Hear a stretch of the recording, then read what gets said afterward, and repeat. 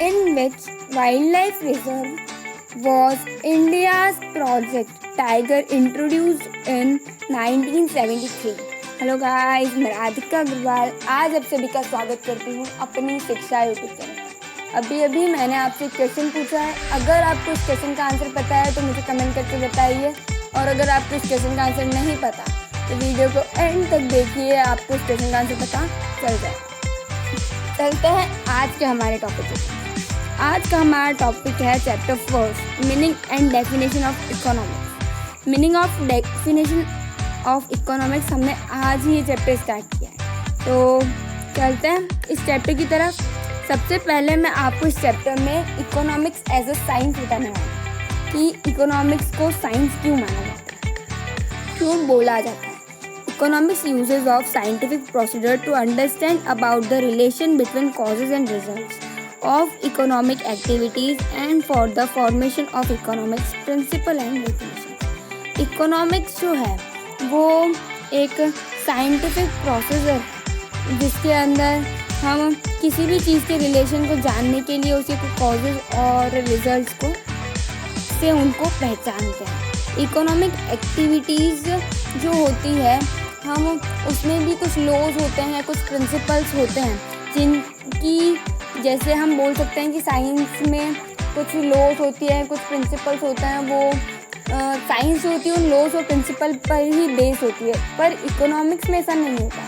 Economics में भी principles होते हैं, लॉज होते हैं, पर वो पूरी तरीके से इन पर बेस नहीं होते। इकोनॉमिक्स में कुछ अलग चीज़ें भी होती है, कुछ थ्योरी होता है जिसके अंदर हम हर चीज़ के बारे में पढ़ते हैं। तो इकोनॉमिक्स में प्रिंसिपल्स, लॉज, थ्योरी सब चीज़ें होती है जैसे साइंस में होती है, पर हम उसे इसीलिए हम उसे साइंस बोलते हैं। पर एक तरीके साइंस होती है वो पूरी तरीके से इन्हीं चीज़ों पर बेस्ड होती है, और इकोनॉमिक्स जो होती है वो पूरी तरीके से इन पर बेस्ड नहीं होती। ये डिफरेंस होता है। इकोनॉमिक्स साइंस क्यों बोला जाता है, और साइंस और इकोनॉमिक्स में क्या डिफरेंस है।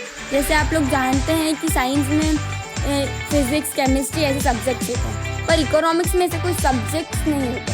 मतलब ये फिज़िक्स, केमिस्ट्री ये होती है पूरी लॉज, थ्योरीज, प्रिंसिपल्स पर बेस्ड होती है, पर इकोनॉमिक्स जो होती है ये पूरी इन चीज़ों पर बेस्ड नहीं होती। अब हम देखते हैं economics as a art. Economics को आर्ट क्यों बोला जाता है? In a simple word, achieving an objective along with skillfulness is art. Art provide us particular knowledge. It not only analyze a problem but it also provides solution। एक simple language में अगर हम बात करें तो किसी भी चीज़ को स्किलफुलनेस के तरीके से करना, एक हमारा किसी भी गोल को एक अचीव करने के लिए एक इम्पॉर्टेंट ऑब्जेक्टिव जिसमें हमारे पास जुड़ जाता है, और हम उसको किसी ऐसे तरीके से करने लगते हैं जिससे वो और क्रिएटिव, इफेक्टिव या फिर उसमें अपनी स्किल प्रेजेंट हो, तो वो आर्ट कहलाता है।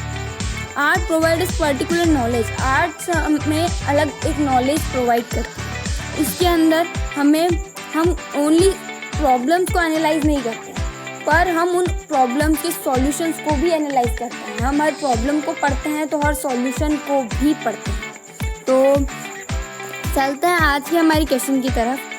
मैंने आपसे स्टार्टिंग में एक क्वेश्चन पूछा था, in which wild life reserve was India's project tiger introduced in 1973।